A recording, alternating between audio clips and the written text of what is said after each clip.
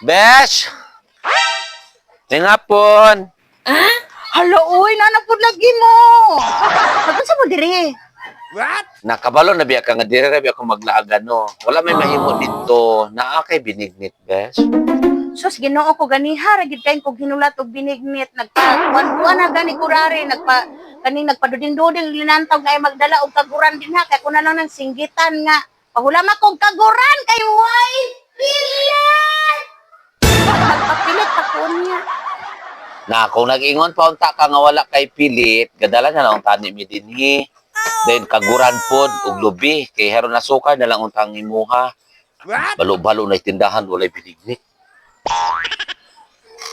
Sus, naaman day ng imong idea nga nung karon ra man pud ka nag-ingon nga hapon na.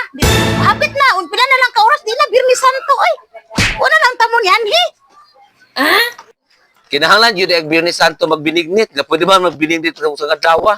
Sa din ang binidit, mamili og santo. So, mga kakilay, dili lang kinahanglan nga magluto kag binignit panahon sa Biyernes Santo. Bisag unsang adlaw, kung naa kay pilit, naa kay kaguran, naa kay lupi, naa kay salaan, magbinignit ka! Na! Kanang dili mga hataw binignit, okay ra na, oy, inuhan na, lamuya na ninyo tanan. Bye!